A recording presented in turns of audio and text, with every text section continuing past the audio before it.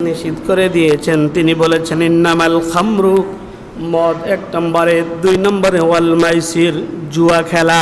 কি খেলা? জোরে বলেন, কি খেলা? জুয়া খেলা। স্বাভাবিক খেলাধুলাটা এক্সারসাইজের জন্য জায়েজ, ব্যায়ামের জন্য জায়েজ, কিন্তু সেটা যদি জুয়ার জন্য হয়, এই যে আইপিএলকে কেন্দ্র করে কিংবা বিশ্বকাপকে কেন্দ্র করে আমাদের এলাকার অসংখ্য ছেলে মেয়ে এই জুয়ার মধ্যে জড়িয়ে পড়েছে, ঠিক কিনা বলেন?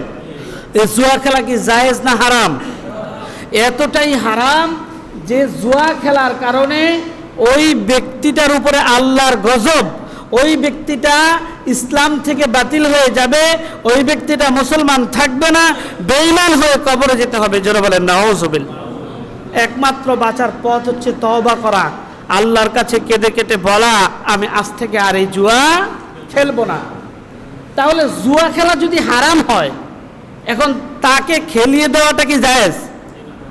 2 জন খেলে, আরো 3 জন কিন্তু সহযোগিতা করে, ওই 10,000 না তুই 20,000 ধর, জিতবি। কি বলে? 10,000 নয় 20,000 ধরলেও তুই জিতবি, তাকে উৎসাহিত করে, কিন্তু সে খেলে না। উৎসাহিত করার কারণে ওই জুয়া খেলার উপরে যেমন আল্লাহর গজব, তেমনি তার উপরেও আল্লাহর গজব। জোরে বলে নাউজুবিল্লাহ। সরাসরি নিষেধ। ওয়াল মাইসির, জুয়া খেলাটা সরাসরি নিষেধ।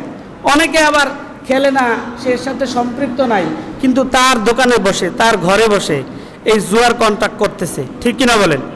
তো যে ব্যক্তি তাকে এই সুযোগটা করে দিল, মদ খাওয়া, বহন করা, উৎপাদন করা ঠিক যেভাবে হারাম, যেভাবে ঈমান থেকে আপনি সরে যাবেন, তেমনি জুয়াকেও যদি সহযোগিতা করেন, তাকে বসতে দেন, খেলতে দেন, তাহলে আপনাকেও ঈমান হারা হয়ে, বেঈমান হয়ে কবরে যেতে হবে। জোরে বলেন নাউজুবিল্লাহ।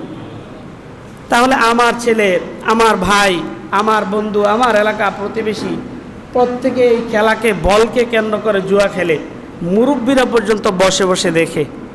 তাহলে ঈমান কি আপনার আছে? নামাজ কি আপনার হয়? আপনাকে এটা বাধা দিতে হবে, কারণ এটা নিষেধ করেছে কে? আল্লাহ নিষেধ করেছে। কে নিষেধ করেছে? আল্লাহ এই জুয়া খেলাটাকে হারাম করেছেন।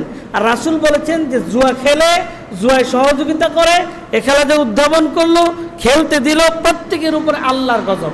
প্রত্যেকের উপরে কি? আল্লাহর গজব।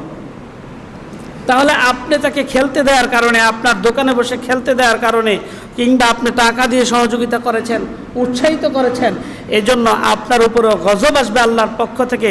ঈমান হারা হয়ে, বেঈমান হয়ে আপনাকে পৃথিবী থেকে বিদায় নিতে হবে।